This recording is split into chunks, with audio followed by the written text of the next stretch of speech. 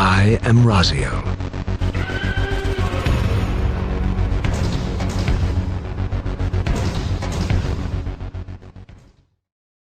How was your week, man? It was good. It was good, man. Just playing some Division 2 and just fucking around. So, Raziel, how do you pronounce my name? Rhomagus. Yeah, that's about right. Why? I've heard it pronounced so many ways, but how do you pronounce yours? It is Raziel, right? It's not like Raziel or. Oh, you can say Raziel or Raziel. Either one works. Yeah. That's what I've noticed with mine as well. Is that there's so many different ways that you can pronounce it. It doesn't matter either way. Right. But what I wanted to get into was some feedback from the last show. Oh, okay. Go ahead. Specifically, I had your video up because no one commented on mine, but right. it was late. Sure. And I would like to put like a little cap on the last show, and I think it really does a good job of segueing into the subject of this show, which is the state of streaming. Mm-hmm. So I think it does. Yeah. So ZORPG wrote, "Fellow Zillennial here. Great stuff. I heard a lot of myself in that conversation. After a breakup I had in late 06, I no-lifed the hell out of Phantasy Star Universe in between college schoolwork, and it helped. Did the same thing with Final Fantasy XI a few years later when my mom passed away back in 2010. And yeah, these games can be excellent coping mechanisms. I found your channel toward the tail end of Stormblood and didn't start watching your streams until your last few weeks doing that. Actually made me want to try my hand at streaming. I have to say that after a couple months of doing it myself, I think it's made me appreciate all the behind-the-scenes stuff, game choice, tech, etc. It's true that you can't really appreciate something until you've tried your hand at it yourself. You two spoke a lot about external validation, and I think that serves as the impetus for taking up streaming, or content creation in general. Damn near impossible to do, though, with virtually everyone, their mom, and their dog doing the same thing. Can't really figure out what's working and what isn't if you're languishing at the bottom of a category in what's essentially an echo chamber for months on end, despite pounding the pavement on other platforms. My take on the big three streaming platforms right now: Twitch. Don't do it unless 90% of your content is in the meat space and or you have boobs. Seems to be the direction they're going with them trying to court older people onto their platforms of late. You're already one of us. Mixer. Only shooters and MOBA seem to get any real traction over there. And YouTube, lousy chat system, also COPPA. So that was ZORPG, what he wrote. And actually had a lot to say about that, which had a lot to do with the last episode. A couple of points that I didn't really get a chance to take. So I took this opportunity to write in text on your comment section. So I did see that. And I read all my comments. I mean, even on the videos where I have like hundreds, I read them all. Yeah. So I do remember this one. So I requoted him specifically in regards to video games and coping mechanisms. And so my assumption, based on the conversation that we had last week, was that you're kind of more leaning towards like there's a good and bad escapism, and that in certain instances it could be okay. So I opened with, well, I think Raziel might identify and condone this behavior. I cannot. I too used a video game to distract myself from my brother's death back in 07. My nephew and my other brother, who would just trade off turns of The Legend of Zelda: Twilight Princess. I don't remember anything about that game. It wasn't really helping the pain go away. I was just escaping and not dealing with the pain of his death. Looking back, there's a lot of things that I have let go by the wayside because I'm still running from my brother's death. I stopped visiting my old hometown. I stopped talking to my family. I've isolated myself from not only the world, but my family as well. And it hasn't led me to any stronger place, except perhaps a more introspective mindset. But for sure, my interpersonal skills have taken a hit. I learned how to run from that particular problem and learned the unhealthy coping mechanism of escapism, to which now I use food to cope. But it's been so long, it's illegitimate to say that I'm using food to actually cope, but I am just using it to escape, as alluded to in the discussion. As I'd covered in the conversation, In other moments of distress, I'd actually explored my painful emotions. When we were talking about The Cure, as cheesy as it was, brooding in my room listening to The Cure wasn't escaping, but focusing on the painful emotion of unrequited love and loss. While I may have shut myself off from the world, I was exploring the emotion through stories and art. I was searching for answers that could lead me to a better understanding of coping with the emotion, but time spent with The Legend of Zelda Twilight Princess, I was just zoning out then. I was running from my brother's death. I wasn't searching for a means to tackle the emotion of such a tragic loss. Another thing that I would do is I would sleep for no reason. So sleeping for no reason was another method of escape that I'd utilized in both my divorce or post-divorce and my brother's death. Instead of doing things and trying to make things better, I tried to escape into a world that wasn't real, specifically my dreams, so that I didn't have to deal with the fact my wife cheated on me and that my brother was dead. This method of escape was heightened when I would dream about my deceased brother. My brain would form elaborate stories as told by him in my dreams as to how he was still alive. Life wasn't a living nightmare per se, but it was certainly a horrible timeline that I used every opportunity I had to attempt to escape. Over time, I realized if I'm going to distract myself so fervently, I should distract myself with healthy pursuits. My deceased brother's wife would sign her kids up for all sorts of extracurricular activities in order to distract them from their father's death. I can't say for sure how effective that was, but I also don't see dwelling on it as being too conducive to the psychology of a child. As an adult male, I should have and should be more proactive in trying to explore avenues in order to reconcile my emotional state with the tragic reality of the real world. But these points weren't really covered in the last episode. It was really the impetus for the whole discussion why I proposed the subject in the first place. If I'm escaping, I'm fleeing. I'm running from something. I'm putting things off until tomorrow. There's a point where escaping, fleeing, running from something is necessary in order to live another day, specifically in a fight or flight situation. By the same token, chronic escapism, daily escapism, repeated escapism can, unfortunately, only be summed up as cowardly. If instead you think you can derive some purpose in abstract virtual worlds that will indeed help you actively tackle your problems, then by all means, explore that avenue. But that doesn't involve no-lifing a game, at least in my opinion. I still contend that no-lifing a game, especially as an adult male, is unhealthy, even as a coping mechanism. As looking back, my experiences with escapism have been at the heart of my continued and prolonged mental distress. And I have a lot more to say about streaming in particular, as he seems to be concerned about how to utilize Twitch, Mixer, and YouTube. But we can get into that a little bit. I know you were the one specifically to propose this week's topic of the state of streaming. I'm kind of more curious. What is it that you had in mind? Well, I mainly want to just go over pretty much the culture that it's created, because whether you like it or not, it has changed gaming significantly, especially any game that's online. Mm-hmm. It has drastically altered the landscape. I think it's drastically altered the way developers approach games. I think it's done a lot of good, but at the same time, it's done a lot of piss poor, shitty things, and it's opened a lot of avenues for parasites to leech on. I mean, I think the whole entire Twitch industry, because it was started 100% as like stream your video game, a video game streaming platform, and it's turned into so much more than that now. I mean, it's like it's an avenue for esports. It's an avenue for, ridiculous amounts of thottery and simpery that goes on, and cuckoldry that goes on. It's turned into it's a perfect tool for a narcissist to continue being a narcissist.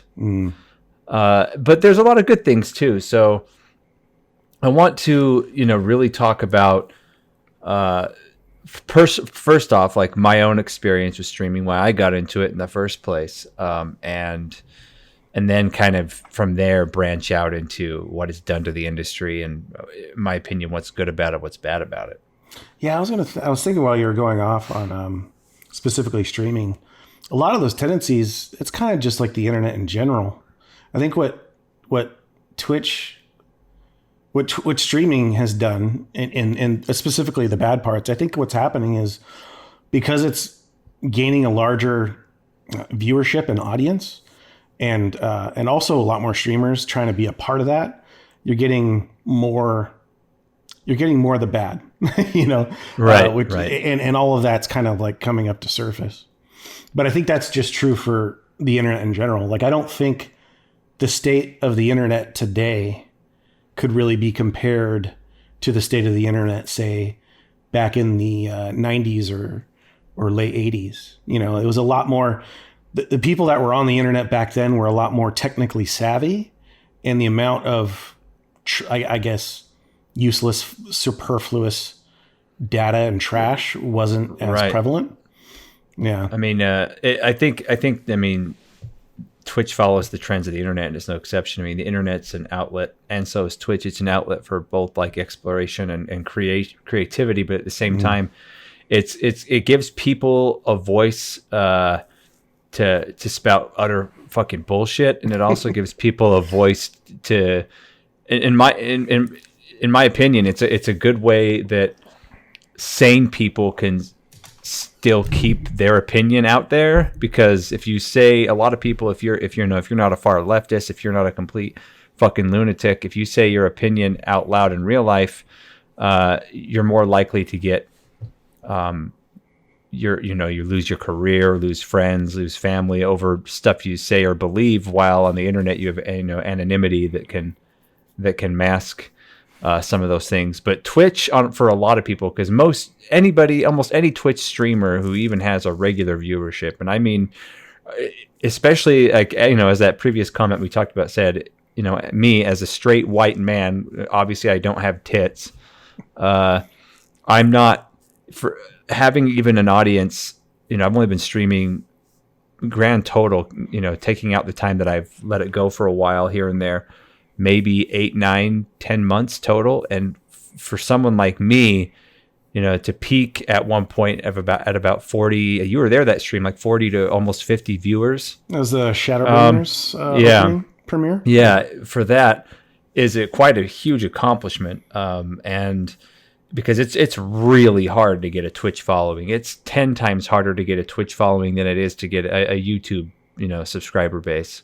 And and if you're even kind of that big where you get a regular in the double digits or more of people watching your streams, you're showing your face. Nobody who doesn't show their face, well, not nobody. I'm not going to say nobody. There are exceptions to the rule, but most people that are streaming with any kind of viewership, people have seen your face. So a lot of your anonymity goes away. That's kind of part of the draw from the audience, right? It's like that. Right. It's like going to a band. It's like going to a band that doesn't have a lead singer.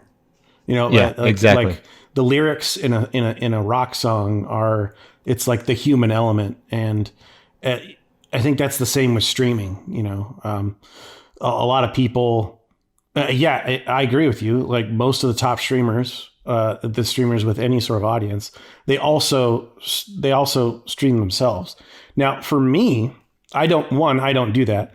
2, I think you're like the only exception where like I'll watch you, but I don't watch you because of you. Like I'm not like you could turn your webcam off and I would still watch you. Though I will say that Lil Raz is actually quite entertaining. So he's fucking adorable. Yeah, I think I'd be missing out on that. And I've noticed that too. Is a lot of streamers will use like cats and dogs to. But that's a relationship. That's a relational thing, right? Like that's how your audience can sort of. Right. I definitely think you're the exception to the rule in that case. Most people that watch streams, they do watch to see the game and to see someone really good at the game to beat certain things so they can improve their own gameplay, or they're watching because the game that the person's playing is a game they're really interested in and they're unable to play at that time, like they're at work or something like that. So they're killing time till they go home and can play themselves. But I would think that the vast majority of people who watch streamers regularly and subscribe to streamers like the person or their personality that they present. I agree. Yeah. And I think, and it's kind of disappointing, right? I mean, because that's one of the great things about the internet, is that you don't have to show your face, Right. We don't have to see you. You can just come as you are. And we're just sort of, we're getting to know the person, the abstract mind of the person. Right. It's almost like, but to like be we were fair, talking about before. I think women way more are watched because of what they actually look like. Mm-hmm. If they have their tits hanging out and they're acting like a whore on Twitch, then you're going to get a bunch of kids between the ages of 12 up to maybe early 20s, and then some really filthy old men on there as well. But what I'm saying though is right. Level. They're 9 times out of 10 for women. They're not watching if the woman's attractive. They're not watching for the gameplay, regardless of how good or bad she may be at the game she's playing. Correct. And you'll notice a lot of women know this because how they're set their streams up is they'll have the gameplay really small and them, their webcam really large. Correct. And so it's like, okay, if that's how you want to do it, that's whatever, to each their own. But I think for dudes, it's way more about what you say and your personality than what you look like. I mean, but it is nice to put a face to a voice, if that makes any sense. Indeed. Well, I think, but that's the thing, and this is where the bell curve comes in, is while it's probably easier to gain a following as a female streamer, the top streamers aren't females.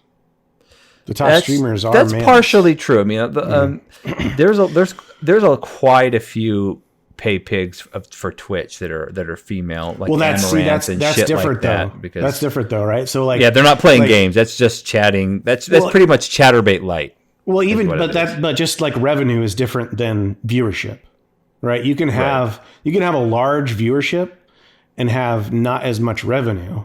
That's true. As a person who has a smaller viewership, but they donate a lot more bits, or they throw out subs to people in chat all the time. This is Go ahead. Oh yeah, I was going to say, well, and to jump off your point of pay pigs, men tend to not have pay pigs. Because that's not unless you're fucking DSP, where at this point it's just a butt end of a joke. Right, exactly. Right. But yeah, like it is sort of like, and to be honest, it's easy to make the connection, but it's just kind of like an internet strip club in some instances. Oh, absolutely, and it's a good segue into you have a lot of people on Twitch that will have personalities which are either completely different from who they are in real life, or they're just an exaggeration of who they are in real life. A perfect example of this is like Asmongold, for example. I mean, he's one who, during WoW Classic's launch would regularly have in between 20 and 40,000 people watching his streams all the time. And I saw a site where someone figured it out where during those months he was making hundreds of $1,000s, nearing millions a month. Wow. Like it was ridiculous. That's insane. How much money he was making there.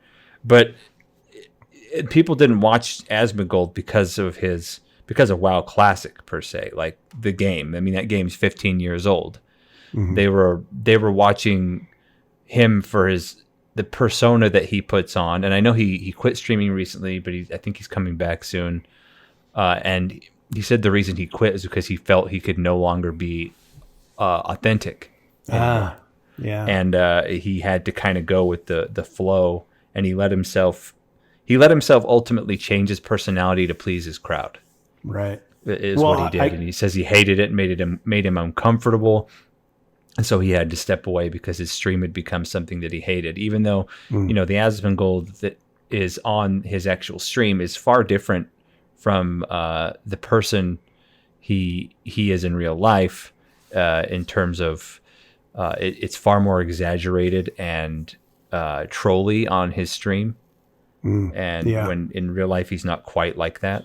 Well, I've noticed that just like big personalities tend to be the draw, you know?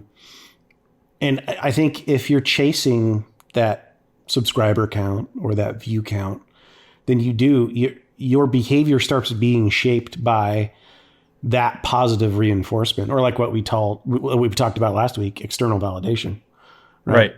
Yeah. You become addicted to it. And if you go into streaming anyway, as a narcissist, it's just going to feed that even more. Definitely. So I'm going to go into a little more like why I got into streaming. It looked like it was a lot of fun. As someone who's a gamer, and I know it's kind of rare for an actor, but I'm very introverted. I wouldn't even use the word introverted as much as I don't tolerate bullshit from people. I have very low patience for stupid people, and stupid people are everywhere. Let's face it. They fucking surround us everywhere. And on top of that, so I wouldn't say I'm introverted as much as I'm not even antisocial. I'm what's the word I'm looking for here? Asocial? I'm very private. Yeah.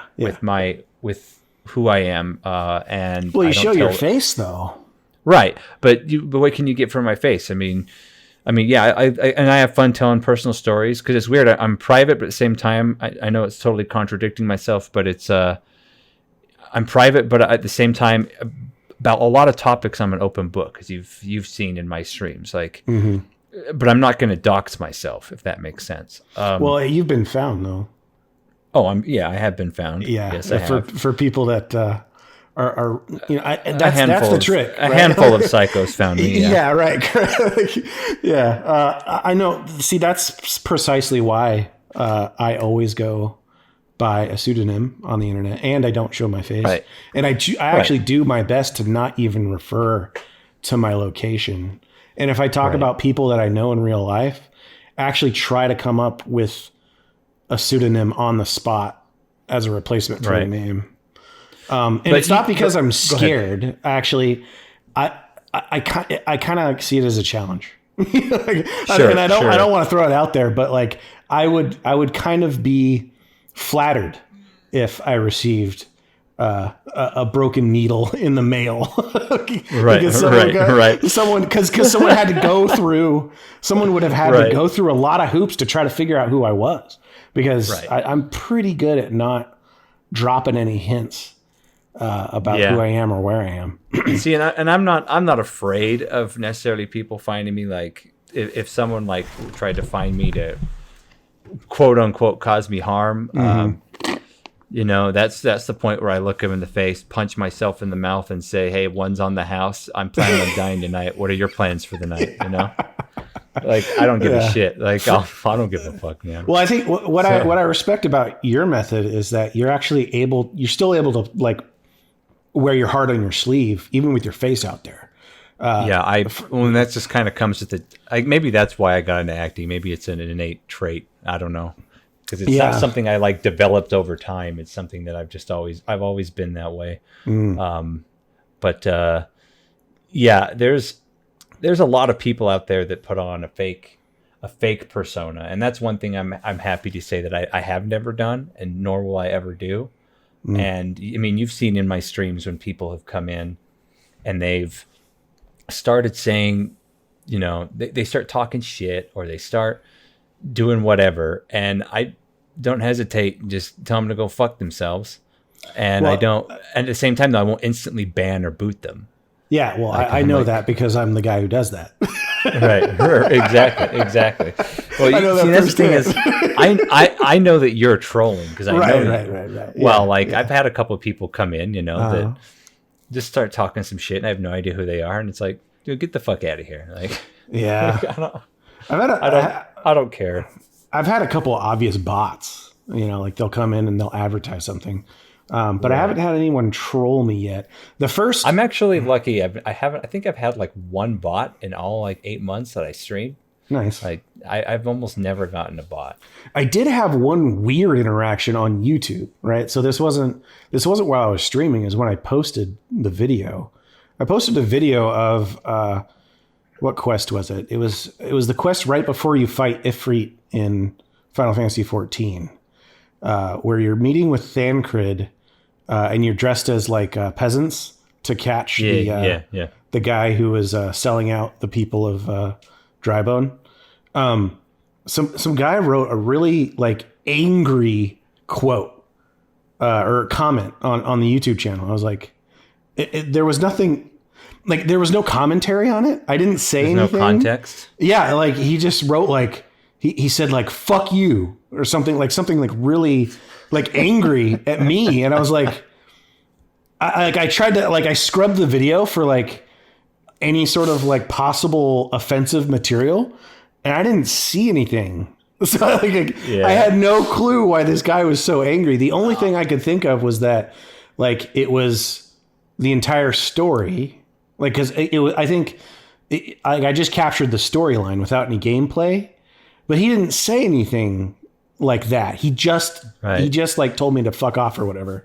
So like I made it private and didn't do anything with it, but I just I just thought that was a weird sort of interaction. Dude, and there's just a ton of people out there. If you're gonna start posting on YouTube and you get bigger on your Mixer stream, I'm telling you right now, man, like just get ready, because on YouTube, man, I get mountains of fucking dipshit retards that say the most stupid shit, the most like where their opinion is nullified with a simple Google search because they have no facts. And so you just can't, you got to let it roll off you, man. Like it doesn't matter. Like I'm just like, who the fuck is this guy?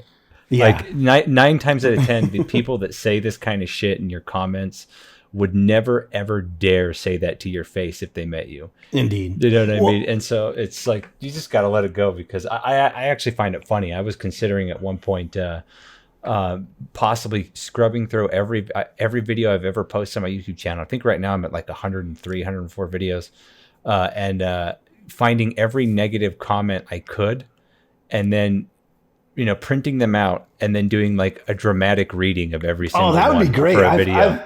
I've seen those, man. Those are hilarious. I remember back in the... I want to do that. Newsground. Really funny. Or Newgrounds. Newgrounds. I want to do one of those, because that would be... There's some funny ones out there. Well, some people just get so angry. Oh yeah, your acting chops would be great. Yeah. Yeah. That. It's so funny, man. Like but anyway, let's shift back on topic. Well, in regards to like having pseudonyms and stuff, like see, mine's the exact opposite reason. Like for you can show your face and be yourself and still have your heart on your sleeve on the stream. Well, for me, and I think a lot of the philosophical stuff that we cover, I use my pseudonym as a means to get deeper, to get to a deeper truth. I know I had a lit major friend of mine referred to nonfiction as sort of a shallow truth, and referred to fiction as getting it to deeper truths, sort of truths that you can't get to with nonfiction. And so that's what I use. That's why I use Rhomagus Asclepiad as an online handle, so that I can keep those two lives separate. My mom, my brother, my work associates have no clue who Rhomagus is, and no one on the internet knows who I am. Again, unless they were to go psycho and really try to figure out who I was. I have a couple friends that know my real life friends that know of my YouTube channel and my Twitch, and I think one or two of my family members do. The only two that would really ever understand it. Mm-hmm. But yeah, I mean, you just got to be careful, and the bottom line is I'm at the age and the point in my life I've been through enough. I just don't fucking care. Yeah, I don't care what people see. I don't care what people know, because the last thing I ever want to be is fake. Well, and another thing that you'd stated before, that like if you had said something in real life that would actually get you fired. I don't know. It's been my experience that like real life is a lot more palatable and a lot more acceptable. Like you can be a liberal in real life, or you could be a conservative in real life, but you can't be both on the internet, right? Like you can be a liberal Well, I mean, you can, but like you have to go to certain sites to say your certain opinion, right? You can't, Right. like you can, but you can't really be a conservative on YouTube. You definitely can't be a conservative on Twitter. And I'm not sure how conservative you could be on Twitch, but like You can't really be conservative right. anywhere. Like, I mean, I'm not a conservative. I mean, again, I don't like talking about politics, but I'm definitely not a liberal, and I'm definitely not a conservative. But you can't be edgy. Right. So, and I'm the fucking edge lord. Right, So right. it's, which the thing is I know for a fact though, that if my Twitch, or YouTube got big enough, they would ban me.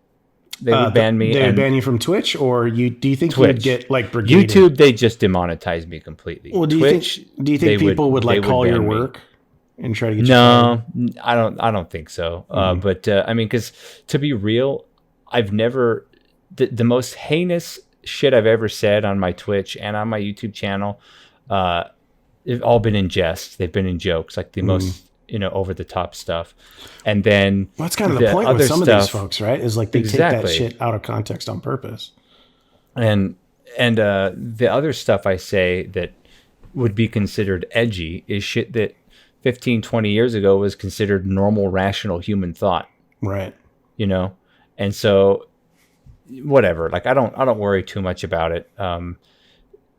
It's not that big of a deal. And nothing I say, I mean, you have to admit, I never say anything that's like hate, that I would consider even hate speech. Well, that's the thing, is what's being considered hate speech is that goalpost keeps moving. Right. Well, definitions of everything keep changing. Yeah. So, right. It's living in a fucking clown world. But on that point, moving forward a bit with the topic at hand here is what Twitch streamers say, I think is one of the biggest things that has influenced the gaming industry as a whole, especially MMOs and online gaming, is because for all these development companies, it's free advertising for them. It's very common for companies, Activision, Blizzard, Ubisoft, Massive Entertainment. A lot of these big companies will literally fly out, pay them and pay for their airline ticket and their hotel to fly out and cover events so they can talk about it on their YouTube channel and their streams. And will pretty much do everything they can to get these streamers in their back pocket to positively review the game. They're not allowed to be negative or they don't get paid. But to influence sales of the game, it's for most part, it's free fucking advertising, and sometimes has a very small cost of like that's what I'm saying. Ticket in a hotel at least room. At that point, they're kind of paying for it at least. Right. But it's cheaper than paying journalists. Right. Which is why you get even more Twitch streamers and YouTube people that are just straight up personalities and not genuine, because they're fucking company shills at that point. I mean, they're employees. For every one YouTuber or Twitch streamer that's not a shill, there's 30 that are. Yeah. So it's like, and the thing is, it's not hard for me now to identify which people are that. All you gotta do is watch, a handful of their YouTube videos and see what they say on stream and their attitude towards things. And you can tell instantly that mixed in the way they look, the look in their eyes, and mixed in with what they say and their body language, is they're fucking slaves. Like you can see that they actually feel like shit because they know they're not being genuine, and they know that they're full of shit. Yeah. And you can see that. But then on the other end, you have people that are genuine and aren't necessarily paid off. And they got the idea, hey man, I'm going to make Twitch streaming, playing video games for money. That's going to be it. I won't have to get a real job. I think a lot of it stems from fucking laziness and social retardation. Yeah. So they think that I can just make playing a game my job. Well, it's the new, and then they get into it, and yeah. And here's the problem: is even if they get really big, and you see this all the time too, even if they get really big, and they're not as socially retarded anymore. Like they're talking to people, they're having fun. A lot of streamers cover only like one game a lot of the times, mainly, and that one game becomes their livelihood, and then you can go in to watching them stream, and you can see them literally fucking hating their life. Like their old passion and the thing that they enjoy doing so much now is now the 9 to 5. Yep. And they don't even want to be playing that game because they've done everything they can. They're bored. But they know, hey, if I switch games, I lose money. If I quit for a while, take a break, I lose money. And we all know if you're a Twitch streamer and a YouTuber full time, you don't have insurance. You don't have health insurance. Right. So it's, even if, unless they're making unless they're an Asmongold or a PewDiePie and they're making hundreds of thousands of dollars a month on average, it's not going to cut it. And you'll literally see, I'm not going to say his name, but there was a YouTuber I used to love to watch all the time. I loved his content. I mean, I still do enjoy some of the content he puts out, but he switched from, he quit the game that he was mainly his channels were about, because he didn't like it anymore. So it's like, good on him. And he made an alternate YouTube channel and changed his Twitch stream, changed his name, like his avatar or whatever, to be about his own personal life and just gaming in general. And I like, this is great. And I followed even more. I became even more interested in what he did.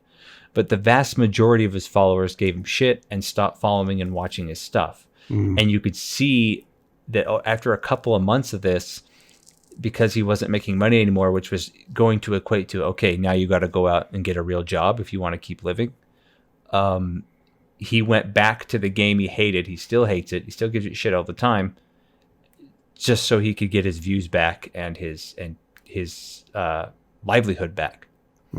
And I lost a lot of respect for him when he did that, because I'm like, dude, what's worse? Like having to work a regular job or being miserable at this other thing and having to get rid of your self-respect. Right. And it's indirectly an insult to your audience, right? Absolutely. Because your audience is that person.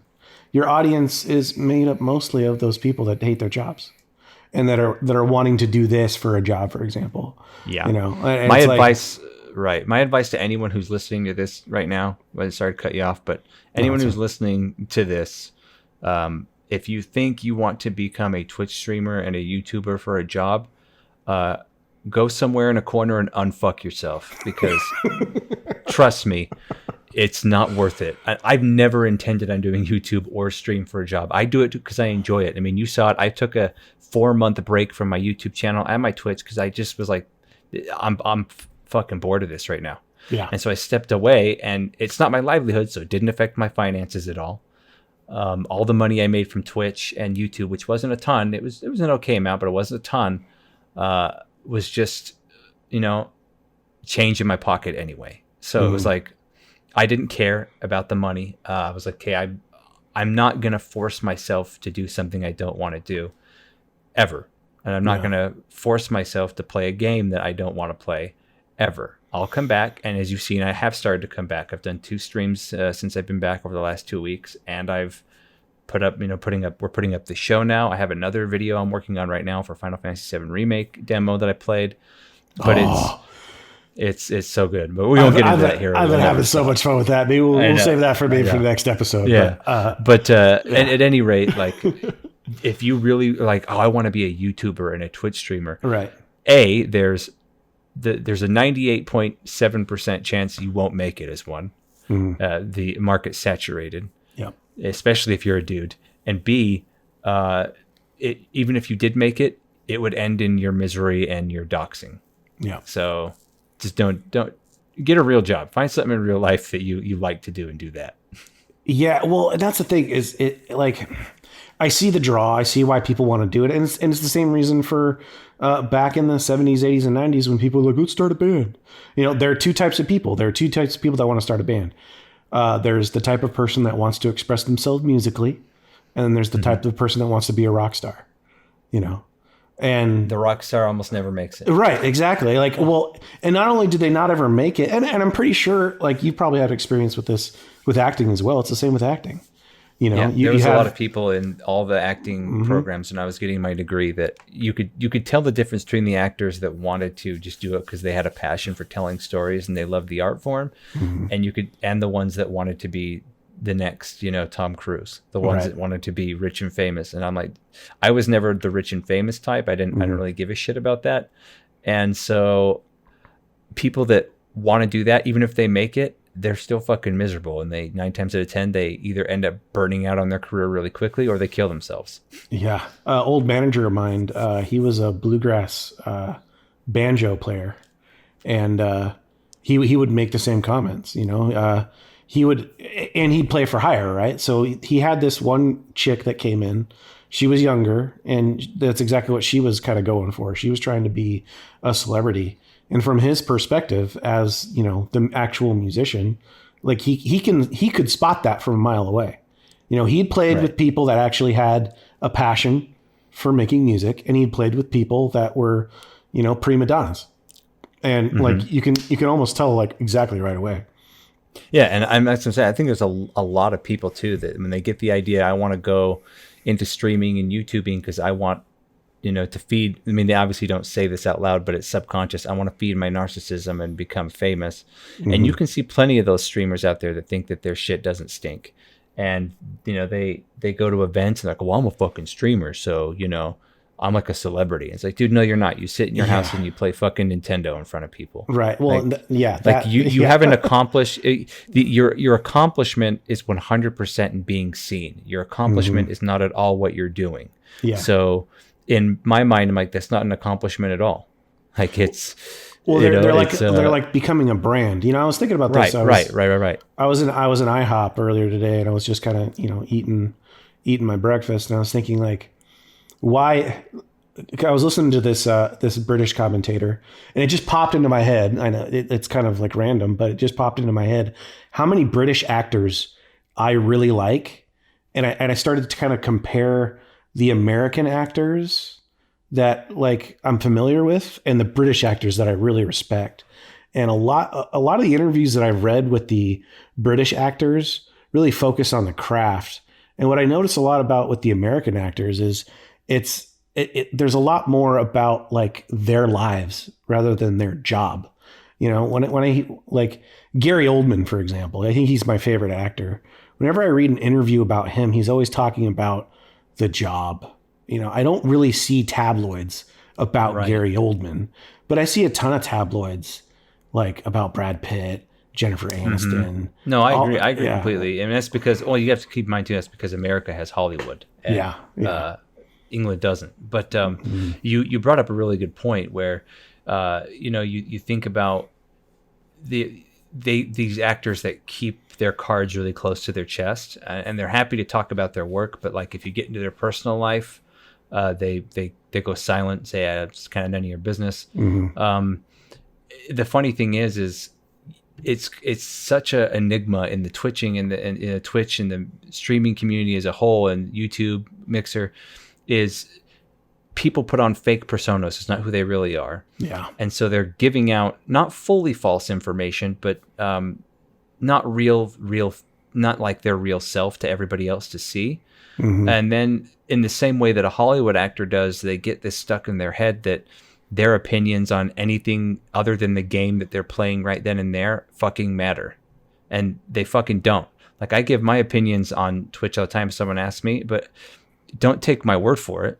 Take everything I say with a grain of salt. You don't have to agree with me. If I say something on a political or religious, note about what I believe, it doesn't make my opinion any more valuable than yours just because I'm on Twitch. But so many people, with Hollywood actors and with Twitch streamers think, oh, that guy, like a good example, like a lot of Asmongold's, followers, I'm sure have the mindset of, Asmongold said this and did this, so that must mean it's the cool and okay thing to do or to be, so I'm going to be that. Yeah. And just like Hollywood actors say, they're fucking worthless political opinions, and it's like, dude, you're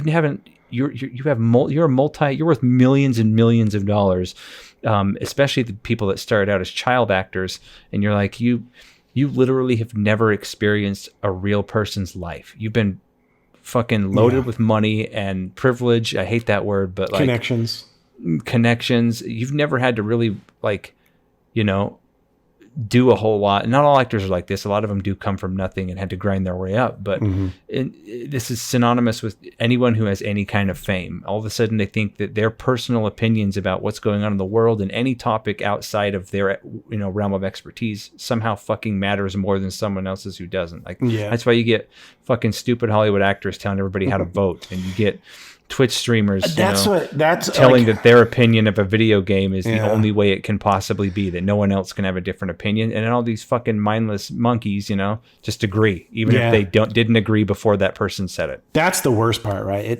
I don't actually blame actors for having an opinion. Like they're doing a job. Their opinion about politics matters just as much as mine does. I'm not a politician either. I'm an everyday dude that just drives a delivery truck. What am I supposed to know about, governing a state or what it takes to, do any of that sort of stuff. So it's like at that extent, but that's the thing, is that they think, and they know that their words have more weight than mine does. Exactly. Even though it's not related. And they're abusing that power, in my opinion, because let's face it, the vast majority of people on this planet are fucking idiots. And they're like sheep. And they hear an opinion and they're like, okay, well, that's my opinion now. And where I'm getting this too is I'm actually reading a book right now. It's a fantastic book called The Curse of the High IQ. And I mean, for my current job, I had to take an IQ test, right? Yeah. And I scored, and you have to, they're not 100% accurate, so you have to give or take 5 points in either direction.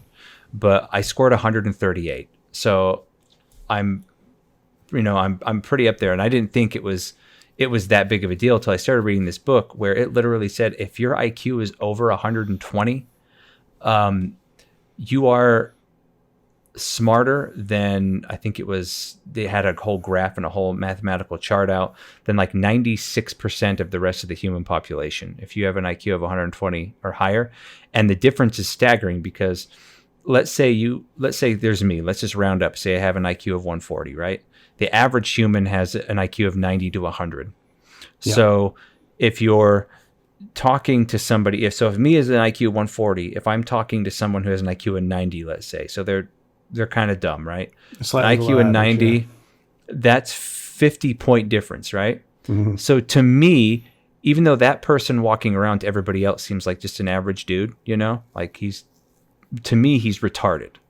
Like that's the difference level, because if you look at him, his score is 90. If he talked to someone who had an IQ of 40, that person is legitimately retarded. Someone with an IQ of 40 to 50 legitimately has a mental, biological retardation. Correct. You know what I mean? Yeah. Like they're disabled. Like the United States military doesn't allow for people below an IQ of 80, because there's nothing that they can feasibly do. Yeah, exactly. So then you look, and obviously that person with an IQ of 90 is going to instantly be able to tell someone who has mental retardation. Like, because they have certain facial features and certain things like that. They're going to be able to see that, and they're going to go. And if they had tried to have any meaningful conversation with that handicapped person, they would struggle. They'd probably get frustrated, because there's only so much that person, that has the mental handicap can understand and fathom and do. You can tell them things and they'll just believe it, like a child would, Right. And so the same gap exists between that guy with the 90 IQ and myself. So to me, even though I know he's not mentally retarded, he's frustrating for me to talk to, because he's not going to understand or grasp concepts that I can or do. And as I've been reading this book, I think it just depends on the subject matter, though. Sure. I mean, he may know more about certain things, but again, that's knowledge, not intelligence. It's not IQ. Right. So when I'm looking over this book, it revealed so much that I couldn't explain before about my own life, because I'd get really frustrated when it turns out the reason I was getting really frustrated with people, and the reason why I would say I'm private and a little introverted and I hate dealing with people, is because the vast majority of people are like, it's hard for me to interact with, because I'm up there and they're down there, which isn't anybody's fault. I was biologically born this way and they were biologically born that way. And so a lot of my frustration actually turned out to be just, it wasn't that person I was talking to. It was me. It was me. The reason why I was frustrated was because I didn't understand why it was happening. Right.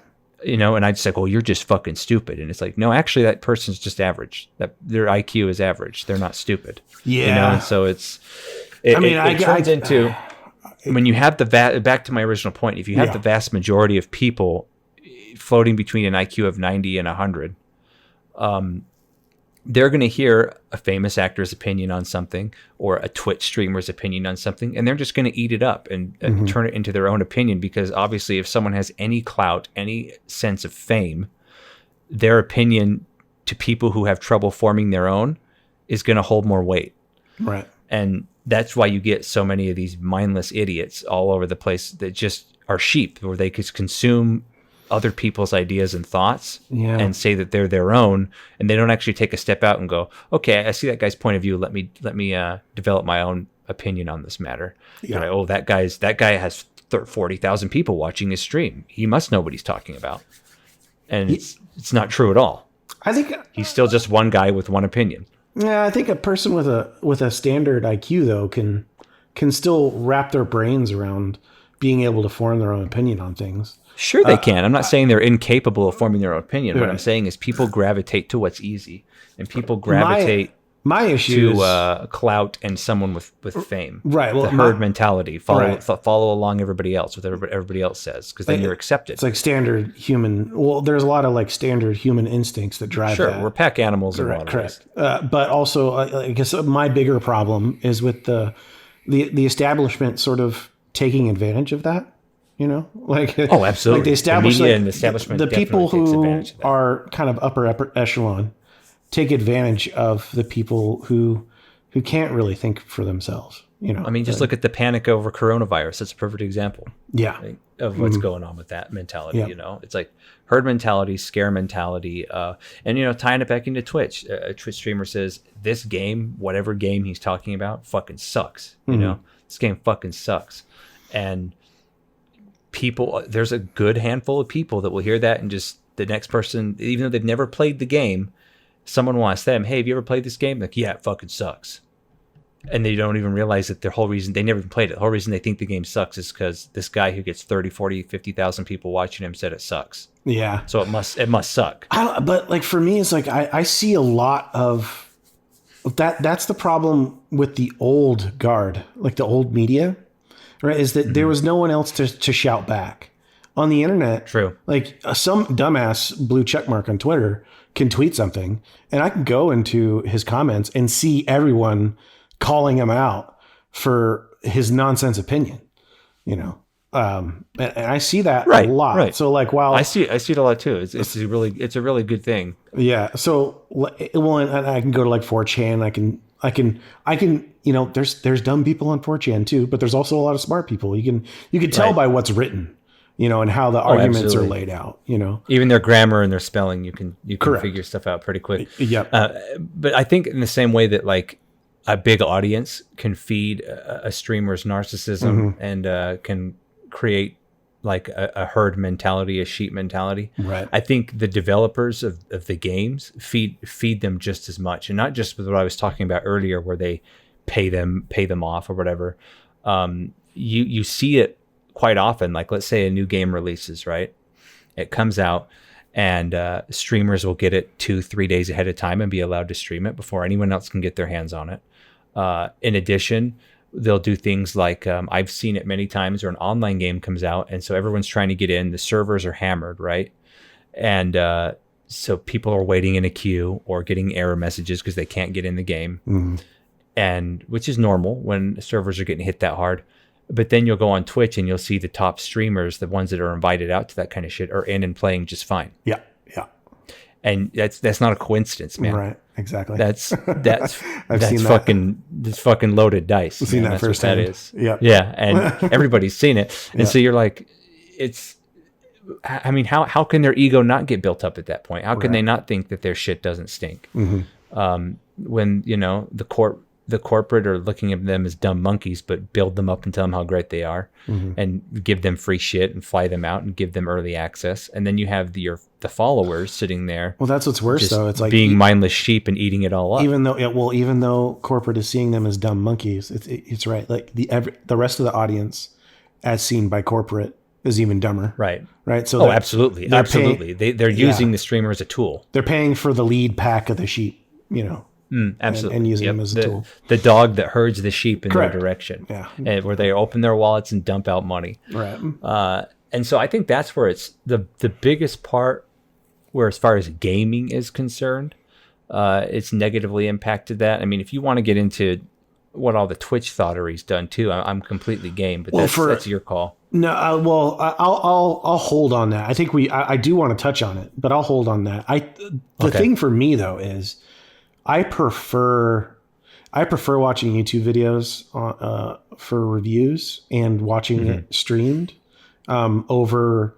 Because I used to read video game magazines when I was a kid. That was my favorite. Oh, I did too. I had Game Informer, man. Yeah, right. Yeah, I would read Nintendo Power and Game Informer. Game Fan was my big one, and EGM were the ones that I read all the time. The problem with that is, like, I remember when I was a kid, I would say read a review, and or I'd see an advertisement, and the screenshots looked so good, and then I would rent the game at my dad's house. And then put it in, and I was like, "Oh, this isn't as cool as I thought." And so that was the biggest draw for me when I started seeing people post their gameplay footage to YouTube.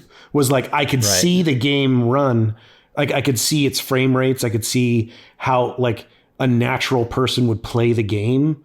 It started with without Let's having Plays. to spend any money. Yeah, exactly. It started with Let's Plays, and it was far more informative just watching a guy play the game, not even say anything, just play the game. That was far more informative than the information that I was getting from a cabal of journalists that were ultimately paid by advertising dollars. Because that was even figured that out when I was a kid. Right? Was that like okay? You're doing a review of this video game, and then when I turn the page, I see a giant ad for that same video game. Right. How the fuck am I like? I figured that out when I was a kid. Like that's a breach of, yeah. It's a conflict of interest. Conflict of interest. That's the word I was looking for. The thing is, though, is as shitty as gaming journalism was back in the magazine days, dude, it's 10,000 times worse now. Well, in my opinion, it's because it's dying. It's the same with religion. No, it's not just that it's dying. Sure. It's not just that it's dying. It's that these fucking... They're not even gamers, man. These people that write the articles now, and they're just using it as a platform to spread their own political opinions and their social justice warrior horseshit. Like that's what they use it for. Like I did a video on this a while ago where they did a review about a zombie video game, and were saying that one of the biggest problems were too many of the zombies were white. And I'm like, are you fucking retarded? Like, yeah. It's like, dude, the game takes place in a part of America where the vast majority of the population there is white. Right. They're not, you're not going to be sitting there in rural Alabama. Can't even say that word right. With zombies everywhere, and see a bunch of Chinese people running around. Yeah, like, that's not going to be a thing that's likely. You got to look at reality and facts. Yeah, you got to just report on the game. Tell us what its frame rate is. Tell us what its performance is. Tell us how the soundtrack and the story are. How the character development is. How the gameplay feels. Not your opinions on, one of fucking Bernie Sanders' goddamn, policies, and then how racist the zombies are. I think there's some instances, though, where that actually is like a legitimate... I was thinking about this the other day. It kind of is a legitimate stance to take. In the case of that particular scenario, like, would you want... Like, do you need minorities? Do you want minorities depicted as zombies? Is that a thing? I think wouldn't that be also just as offensive? Yeah, but you can't please them. But Final Fantasy, for example. That's why no one has any respect for a single games journalist or company. Yeah. Like, how often do you see IGN and Kotaku made fun of? Like, yeah. because there were just a bunch of fucking shill bad. idiots. They've gotten pretty bad. But I was on Facebook just the other day, and someone asked, like, "Hey, do you guys know of any celebrities that play 14?" And like, I'm not really keen on celebrities, but the one that came to the top of my head was Xavier Woods. He is a wrestler in the WWE, and like I posted that, and then like just because I knew of him through his Stormblood promotion. And like I started looking at kind of a lot of the stuff that he did, and actually met a guy on there that actually is in his FC, you know, and he talked about him and stuff. And I was thinking like, that's cool. Well, and Xavier Woods he's a minority, he's a black dude. And I was thinking like that there is like, if I were Xavier Woods and I played a Final Fantasy 11, I couldn't make a character that looks like myself. Right. Right.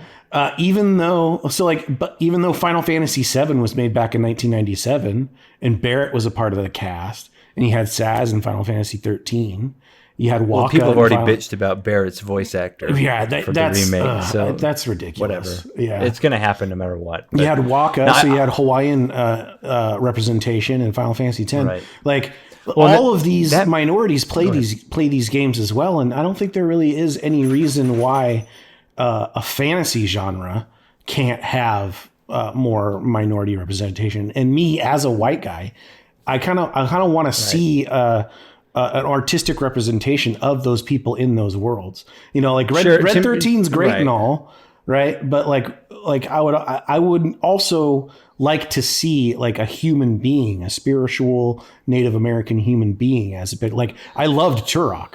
You know, I'm not personally Native American, but I liked Turok. I don't give a shit. Well. I don't give a shit what ethnicity, sexual orientation any character is in any game. All I ask is if anyone's there. I don't care if they're black, white, Hispanic, you know, Asian. The story needs to justify why they're there. I'm interested in their human story and their character. Agree. I'm not. But if they're there and it makes sense in the game, great, cool. Mm-hmm. If they're there and they're just there to check the diversity boxes, that's what I'm like, dude, get the fuck out of here. I agree. Like, I completely agree. Like it's stupid. Like it's just tell me a fucking story. Yeah. Specifically, and whatever characters you put in, make it make sense while they're there. Yeah. Specifically in Barrett's case, like especially the criticism that he talks like Mr. T too much. Like that of itself is racist. Like if you play the original fucking game, that's how he talks. Yeah. Like that was how it's written. And not only that, but like, let's say you're a black dude who grew up in the 70s, you know, like, are you supposed to, like, do you think that they look at Mr. T as some sort of like joke? You know, like there was a time where that rhythm and that vernacular was popular. Right. Totally. Groove and jive talking. It was, 70s and 80s, it was fine. So you got to take into account that Tetsuya Nomura was in his 20s in the 90s.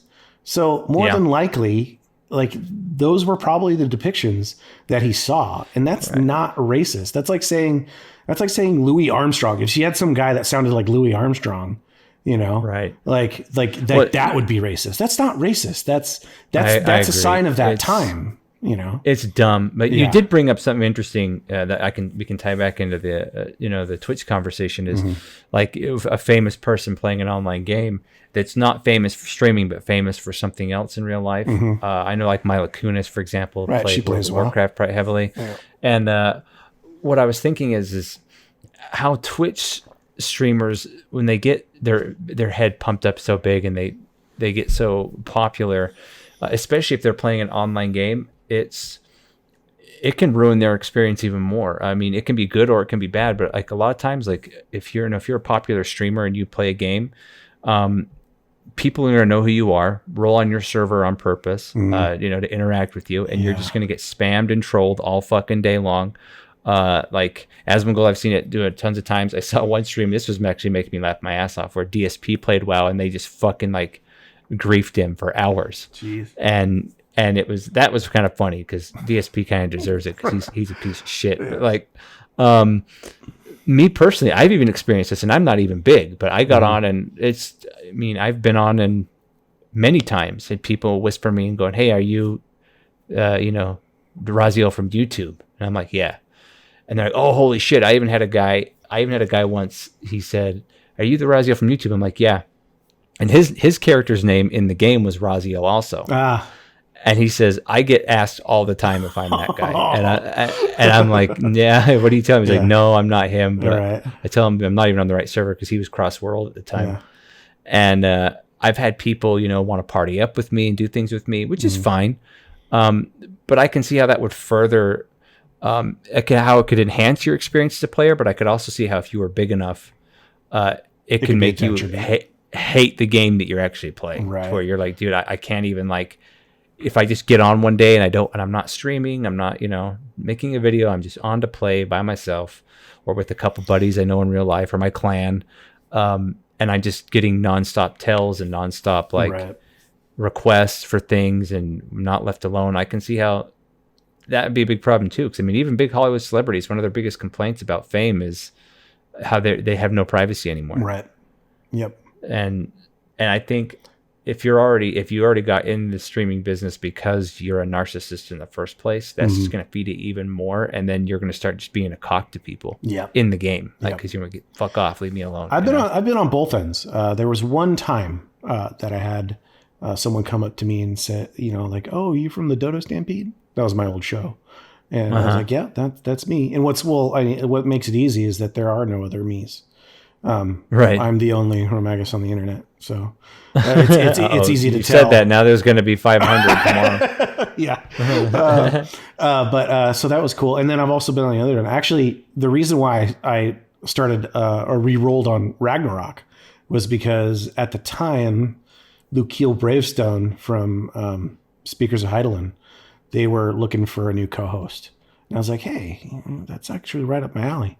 But one of the requirements is that you had to have a character on Ragnarok and you had to be an end game. So I was like, I'll roll a character. And then once I get up there, then I'll audition or, apply for the role. But then life happened and I never got around to it. But I did end up seeing him in Limsa and I friended him and he friended me back. So it was cool. So I've been on both ends of that. Right. And yeah, I try not to be too crazy about it because I don't want to poke him every day. I want to. Sure. It's funny too as a streamer and YouTuber myself. I get suggestions on my YouTube comments, stuff like that. Oh well, before you move on too, it's like that's why I rolled a character on Sargantinus.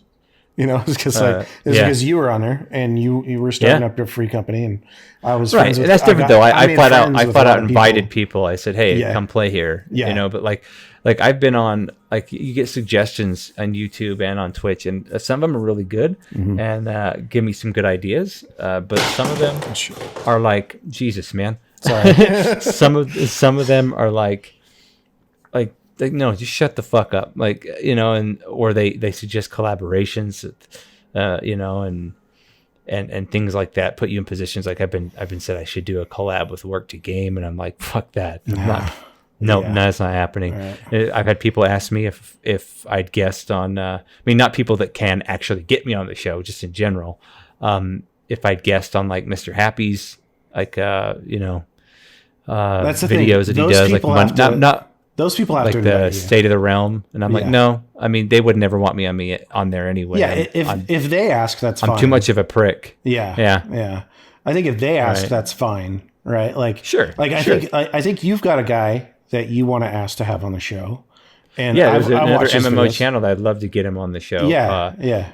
And he's just his channel is hardcore MMO. I've watched some of his streams too, just to kind of feel him out. And he does a lot of hardcore original RuneScape stuff like that. Right, and he's a super MMO fantasy nerd, and so I think he and you've showed me, and I've seen a couple of his videos, and I agree. But that's how it should be done, right? I could see an audience maybe pressuring a host to say, "Hey, you should invite this guy onto your show." Not the opposite though. Like you can't go up to like a lower level personality and say, hey, you should go on this higher level personality or whatever, or even hey, you should go on this show. They'd invite me if they wanted me on there. Yeah, it's like right, exactly. So like I think in the instance of this other guy you're talking about, like you want him on our show, and I agree. And if he's interested, he's more than welcome to come. But we don't want to force ourselves onto other people's shows. That's weird. And there's a guy that I would like to have as well on the show sometime. Sure. He has really really in-depth sort of conceptual I don't want to say fan fictions, but kinda. Right. Absolutely. And I'll link you later. What is he writing fucking hentai and shit? Not hentai, no. I'm just kidding. No, but the guy in particular that I'm thinking about, he basically made a video about a conceptual Final Fantasy VIII-2. And at first I was like, I didn't really like Final Fantasy VIII that much. I didn't like it. Now that I'm an adult, it worked back when I was a kid, but now that I'm an adult, like it's hard for me to relate. But his description of a Final Fantasy VIII-2 and his reasoning as to why things like certain story elements would occur, I was like, that's a good fucking story. I would love to see that, And so that's for him. That's what he's got. He's also got a bunch of in-depth character analyses of a lot of Final Fantasy characters. So yeah, show me some of his stuff, and we'll see if he'd be a good guest. Yeah. So we've kind of covered. I'm looking over our notes here. We've covered streaming psychology quite a bit. We've covered the streaming culture, the impact it has on everything. Mm-hmm. One thing we didn't touch on real quick before we wrap up is I'm going to ask you, what, if any, niche do you think that Twitch and streaming services in general fill for people? Oh, yeah. Well, there are differences in between. And actually, I actually have a whole comment. Again, it's off of ZORPG's a comment from the beginning of the show. He said that Twitch, he says, don't do it unless 90% of your content is the meat space and or you have boobs. Seems to be the direction they're going with them trying to court older people. Like, don't even get me started on how many people, like, seriously, all they do is fucking stream Fortnite or Overwatch. Like, that's it. And I'm like, really, dude? No one fucking gives you shit. Right. Well, and that's the thing. Is like, if you don't, like, you're not going to get noticed if you're streaming the thing that everybody else is streaming. And that was you have to ask, what are you streaming? Are you streaming something because you like that game and you want to share your experience, or are you trying to catch on fire and that's the thing, become the next PewDiePie? Because it'd break to you, but you ain't. That's going to be that. Though, that is like, you can be mediocre and get an audience that way. There was a person that I used to co-stream with, and she knows a guy that there's the key. Well, no. She knows she knows a guy, right? It's not her. Oh, okay. She actually runs her channel differently. But the person that she knows is a guy, and that's what he does. Like, he puts on a persona, and he's got a following. He's got a larger following than she does. Right. She's got a larger following than I do. And he's I think he was on Mixer, and now he's on Twitch. But yeah, I mean, he had probably 30 to 40 people watching him on Mixer, which is big for Mixer. But he throws on a persona, and he kind of stole that persona from another person, Dr. Disrespect. It was. I was actually about to bring up. Yeah, it was Dr. Disrespect. It was a satirization of that persona. See, and that's the thing is, I don't have a problem with someone have a persona on their Twitch streams, on their streams, when they, if they very clearly, obviously, intentionally have a persona that they've created, and so they're still being genuine in the sense of, hey, this is a character I'm playing, and it straight up. What I have a problem with is when someone clearly has a persona, but they're masquerading it as that's who they really are. Yeah, and because that's part of the draw as an audience, right? Like, there's a lot of people out there that are lonely. Specifically male gamers that are lonely, which explains why there are so many women that have channels like they do. Right. You've got a ton of men that aren't getting anything. Exactly. You got a ton of men out there that don't feel like they can make it in real life. And there's a lot of reasons as to why they can't. And they want to have that like actual connection with the person. So if you can fake that, right, and you can sell that and package it and advertise it, and throw it out there and monetize it, then that's why you see because sex is always sold, and that's why you see that. Right. Like, it's a little more insidious because, like, I don't. Some of the women, like, I understand, right? It's like it's easy money, and Right. Oh, absolutely. But some of the people that like really like lay it on and try to like specifically for their pay pigs, that try to like get them to think that like they actually have a chance with them or whatever. Like that's right. That's a little too far. And they're using their supposed love to extract resources from and this ties it in perfectly males.